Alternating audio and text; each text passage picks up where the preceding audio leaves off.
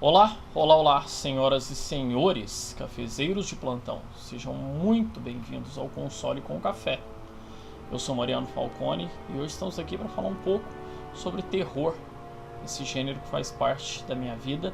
E eu gostaria de compartilhar com vocês algumas das obras que mais marcaram e transformaram esse gênero em algo tão inesquecível e tão impactante em mim, a ponto de, em muitos aspectos, moldar o meu gosto e, por que não dizer, até um pouco do meu caráter baseado nisso. Eu não vou ficar conversando desse jeito, dessa forma mórbida o vídeo inteiro, porque isso é bem cansativo e tá muito calor. Se eu não der uma animada que eu vou morrer de verdade aqui e vou fazer cosplay mais realista do que nunca de Conde Drácula. Bom, então hoje eu vou falar com vocês um pouquinho sobre as obras de terror que mais marcaram falar um pouquinho com vocês sobre as obras de terror que mais marcaram a minha vida. Seja lá no começo, quando eu tive meus primeiros contatos com o terror, e até nos últimos tempos, passando inclusive por um hiato onde eu me afastei um bocado desse tema. Bom, então se vocês já estiverem prontos, peguem alguma coisa para poderem comer e senta que lá vem história.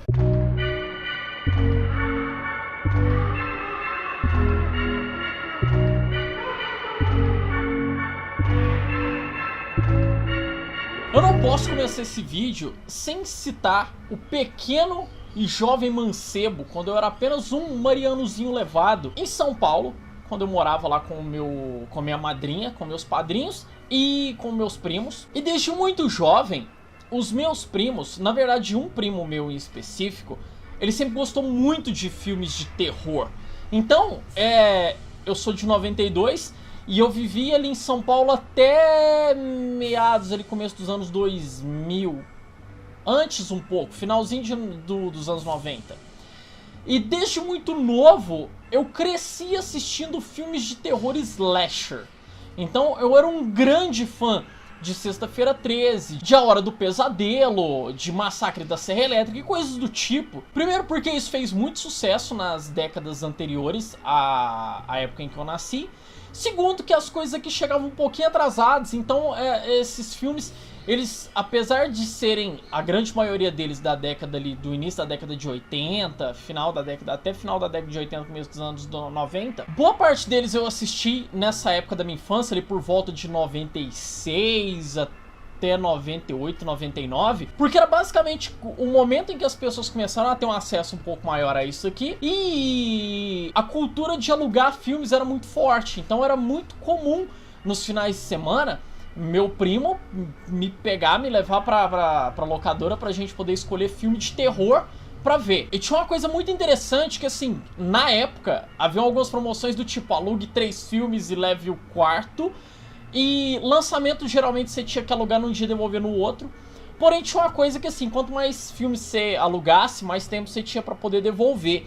E se você alugava tipo na sexta, no sábado, geralmente as locadoras não abriam no domingo, e aí você só devolveria elas na segunda. E bom, se eu era uma criança de 4 até 6, 8 anos que adorava assistir filme de terror slasher com os meus primos, não é difícil perceber também que o meu amor por Mortal Kombat vem dessa mesma época.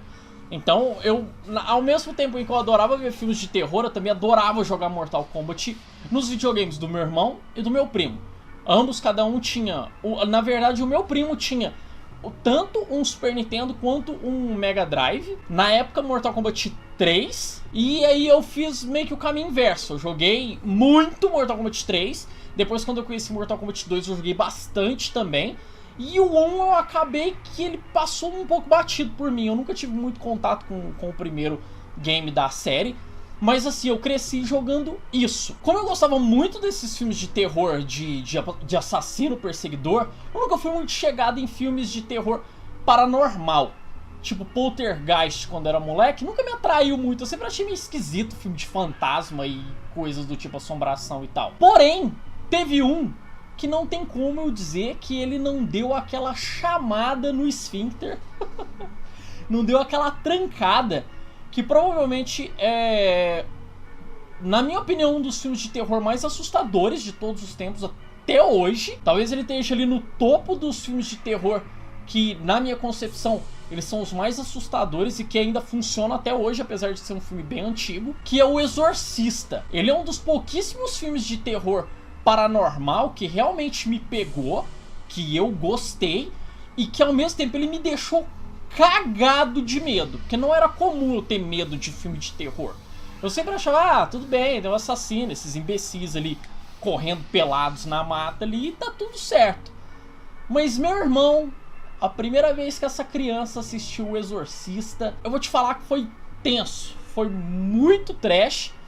E depois daquilo, coincidiu tipo assim, de eu assistir O Exorcista já começando a entrar ali na minha pré-adolescência. E nessa fase eu meio que dei uma distanciada desses filmes de terror, até porque esses filmes de terror de assassino perseguidor começaram a ficar em baixa. E começou um outro estilo de terror a aparecer. No final das contas, as únicas coisas que eu gostava de ver nessa época ali, que foi o começo dos anos 2000, era Premonição, que é uma franquia que eu gosto bastante até hoje, apesar de ter alguns títulos ali bem duvidosos.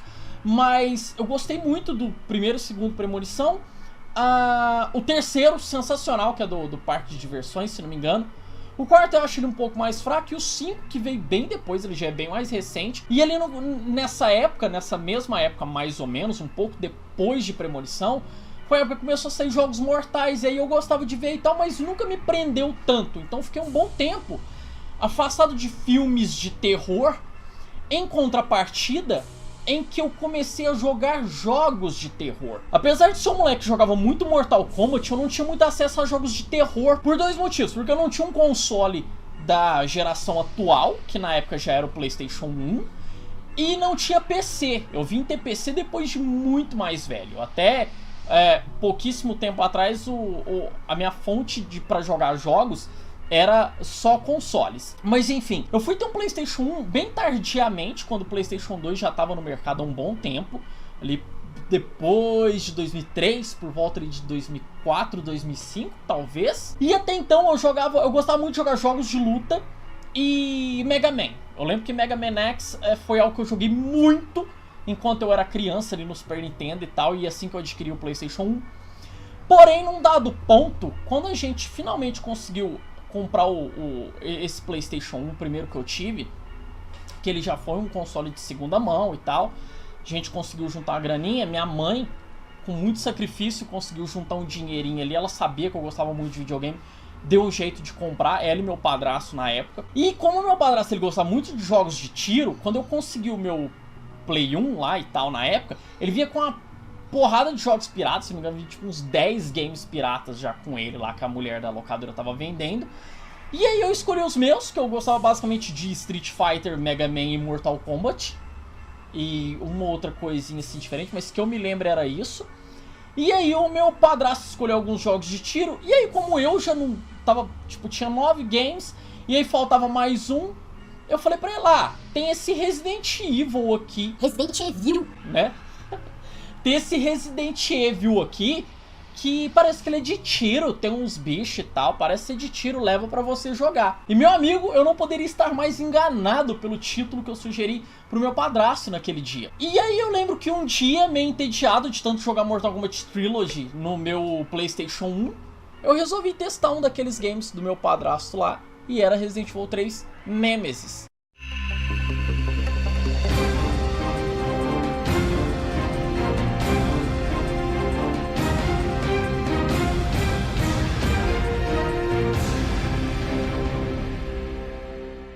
E cara, foi amor à primeira vista. Eu achei a jogabilidade um pouco diferentona demais na época, mas foi uma jogabilidade a qual eu me adaptei muito rápido. Então logo eu me viciei naquilo ali, e ele se tornou um dos meus games preferidos. Lembrando que assim, apesar de eu ter um PlayStation 1, a gente era tão fodido na época que ainda não tinha memory card. E pra mim não fazia falta até um determinado ponto, porque basicamente os games que eu jogava não tinham exatamente muito save. Tipo os Mega Man, se não me engano, até um bom tempo ali eles ainda tinham a questão dos passwords. Os jogos de luta você não tinha muito por que ficar salvando, você não tinha muito um progresso. Eu jogava Tekken também, mas aí Tekken, toda vez que eu queria jogar com os bonecos, eu ia liberando eles de novo. Eu ficava zerando e rezerando ad eternum ali aquilo. E aí quando eu comecei a jogar Resident Evil foi quando eu vi a necessidade de comprar um memory card pela primeira vez. E daí deslanchou. Depois de Resident Evil, eu acabei conhecendo um daqueles que são hoje também um dos meus games preferidos de todos os tempos e que eu espero do fundo do meu coração que receba um remake em algum momento, que é Parasite Eve, que ele era... É meio que se Resident Evil e Final Fantasy tivessem copulado e dado luz a uma cria, era Parasite Eve. Na época eu também não era muito chegado em Final Fantasy, fui começar a gostar de Final Fantasy por causa de um dos meus melhores amigos, e ele gostava muito e eu não era muito chegado, mas uma das coisas que mais me trouxe pro RPG, porque até então era um gênero que eu não jogava, foi o Parasite Eve. Que ele é um game de survival horror / ficção científica, que foi uma coisa que eu já aprendi a amar jogando Resident Evil. Como vocês sabem, muitas das pessoas daquela época, e eu sou uma delas, aprendeu inglês jogando videogame. Então, a história de Resident Evil, ela me fascinou muito. E quando eu fui jogar Parasite Eve, a minha cabeça explodiu. Sabe, eu achei aquilo sensacional, ele tinha uma das melhores intros do PlayStation 1. Até hoje, ele tem uma... Pra mim, ele tem uma das melhores intros dos jogos até hoje, sem sombra de dúvidas.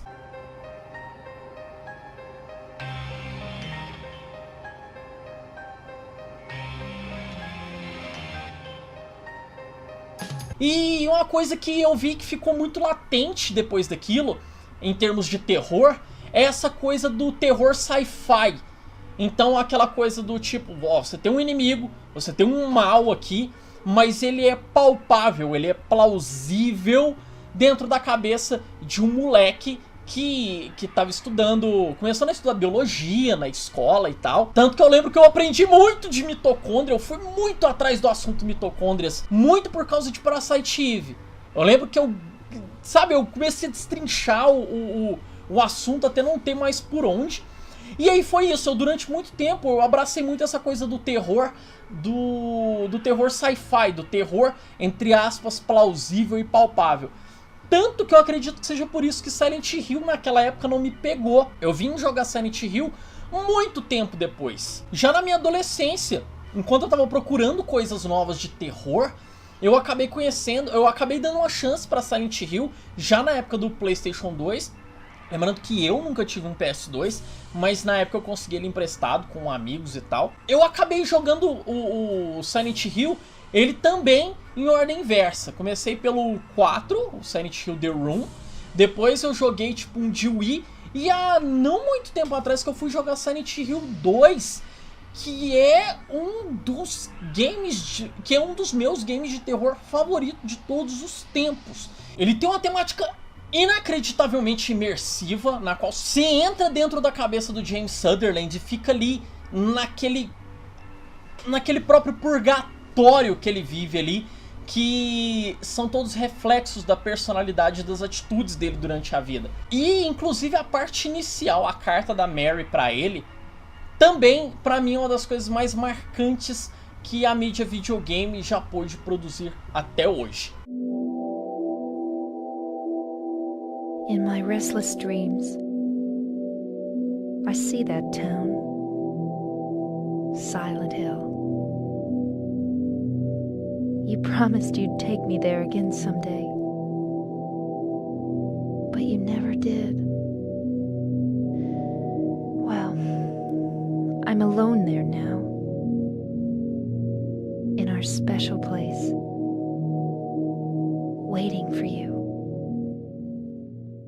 E nesse meio período em que eu fiquei focado em games de terror e dei uma afastada dos filmes de terror, eu vi uma coisa ou outra, como eu comentei com vocês sobre Premonição e Jogos Mortais, mas sem sombra de dúvidas o filme de terror dessa época, não dessa época, mas que eu assisti nessa época, que mais me marcou e que hoje também é um dos meus filmes de terror favorito de todos os tempos, é The Thing, ou O Enigma de Outro Mundo em português, que é um filme estreado pelo Kurt Russell. E a temática do filme é toda baseada no isolamento e no que isso causa nas pessoas. Fora a incerteza de você nunca saber se tá seguro ou não, se a pessoa que tá do seu lado é seu amigo ou seu inimigo.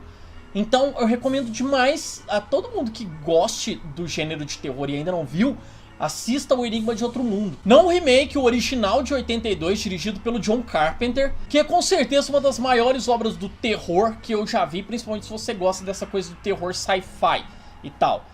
Ele vem de uma época em que a tecnologia ela ainda não tinha infestado os filmes de terror. Na verdade, filme nenhum, porque na época eles não tinham as tecnologias que a gente tem hoje. Mas assim, como eu cresci ali na década de 90 e 2000, eu vi muito... E como eu cresci vendo filmes de terror da década de 70 e 80... Pra mim, filme de terror era uma coisa com muito mais efeito prático. E aí, quando começaram a colocar CG nos filmes de terror, eu achei aquilo tudo muito esquisito. Aquilo, pra mim, não me descia bem. Pra mim, era qualquer coisa. E aí, quando eu fui assistir O Enigma de Outro Mundo, ele ter a quantidade de efeitos práticos que ele tem, me reviveu uma coisa que há muito tempo estava adormecida, que era essa paixão por esse tipo de terror. Mas O Enigma de Outro Mundo, ele marcou meio que o final dessa fase. E aí eu fiquei um bom tempo mesmo sem ver filme de terror. E aí nesse ano eu decidi meio que rever, meio que assistir um monte de filme de terror que estava atrasado. O último filme de terror que eu havia visto tinha sido Get Out, o Corra, do Jordan Peele, que é o primeiro filme de terror do diretor, porque ele é um cara voltado pra comédia.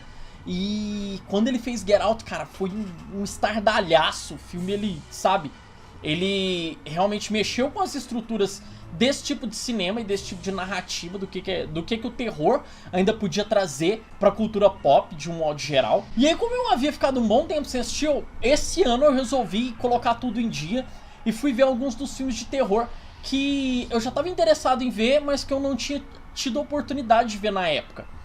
Alguns deles foram o Nós, também do Jordan Peele, que é tão bom quanto Corra, apesar dele abordar uma coisa um pouco diferente ali do primeiro filme dele, mas ainda assim um filmaço de terror, que se você ainda não assistiu, dê uma chance, é muito bom mesmo. A Bruxa, que era um filme que eu via muito tempo as pessoas comentando e tal, e quando eu vi eu me surpreendi com o quão bom aquele filme é, apesar de eu achar ele um pouco expositivo em alguns momentos, o que é estranho alguém tá falando isso, porque muita gente reclama que a Bruxa não mostra nada.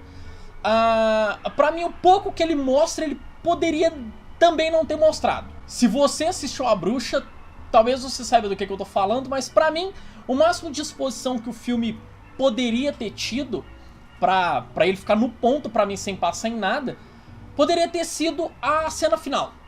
E aí, quem viu sabe do que eu tô falando. Eu acho a cena final ela muito interessante e importante pra você entender aquilo tudo. Mas todas as cenas um pouco mais expositivas que a gente tem ali no meio do filme, pra mim elas poderiam ter sido um pouco menos, sabe? Tipo, um pouco menos, mostrarem um pouco menos. Não menos importante, Um Lugar Silencioso, que eu assisti também há pouquíssimo tempo atrás. E é um filmaço também. Se tornou um dos meus filmes de terror favoritos também. Tá ali no meu top 3, eu acredito, hoje. Que eu adorei toda a ambientação, toda a forma como o pessoal abordou aquela coisa do mundo em silêncio e de como que eles lidam com aquela vida e tal. Sabe como eles montaram o universo para que tudo não fizesse barulho? É um filme que ele com certeza vale muito a pena assistir, inclusive para quem não é tão fã assim de terror, porque apesar dele ter uma atmosfera muito tensa, eu acho que ele agrada muito ao fã de suspense também. Apesar de você ver as criaturas ali e tal, até que cedo no filme. Mas, de qualquer forma, é um filmaço que eu gostei muito. É o último filme de terror que eu vi que eu me lembro que ele realmente me impactou muito. Esses 3 últimos que eu comentei aqui, eles realmente, eu vi eles quase que seguidos. E os 3 são excelentes. Se você puder, veja os 3. E é claro que falando de terror, eu não poderia deixar de citar um dos últimos games de terror. Eu acho que o último game de terror que eu joguei esse ano foi o Bruxa de Blair, que saiu em agosto, que foi uma experiência sensacional também, cara. Que assim, acho que a Blooper Studios, que desenvolveu o game, eles conseguiram ir a fundo no lore de Bruxa de Blair. E Bruxa de Blair também foi um filme que eu assisti há pouquíssimo tempo atrás. Eu não tinha visto ele na época. E é um filmaço, sabe? De verdade, um filmaço mesmo. E o game, ele tem muito disso. Então você consegue se aprofundar ali no lore daquele universo da Bruxa de Blair, sem desrespeitar aquilo tudo como as sequências acabaram fazendo. Mas sem sombra de dúvida é um game que, se você tem um Xbox ou tem um PC que consiga rodar, e ele não é exatamente pesado, você deveria muito jogar a Bruxa de Blair também. E sobre o futuro da mídia terror, olha, eu acredito que a gente está vivendo uma fase muito promissora em que o terror ele tá voltando a ter um espaço muito bacana no mercado, com filmes como, por exemplo, o It, que voltou, que teve o remake aí em 2017 e saiu a continuação agora em 2019. Eles trouxeram de volta esse gênero do monstro perseguidor. Apesar de eu ter gostado muito do It, o Pennywise, sei lá, ele não me pegou muito. Eu acho que muito por ter CGI demais no filme, de novo. Então a figura do palhaço ela é bem assustadora, mas aí quando vira um boneco em 3D ele não me pega tanto. Mas eu ainda acho que ele é um filmaço que vale muito a pena ser visto, por causa principalmente da atuação das crianças no primeiro filme, principalmente. Então assim, eu acho que o futuro do gênero de terror ele é bem promissor. Esse ano a gente teve também o remake de Resident Evil 2. Então eu acho que assim, em todas as mídias, tanto no cinema quanto em livros e jogos, principalmente livros, o terror ele é muito imersivo. Eu lembro que ali por volta da 7ª ou 8ª série eu li o livro do Exorcista em inglês, que o meu professor de português ele me emprestou, que ele tinha uma edição original de quando ele viajou pra Europa. Se não me engano, quando ele foi no Reino Unido, ele comprou o livro lá. E aí, isso lá na década de 80.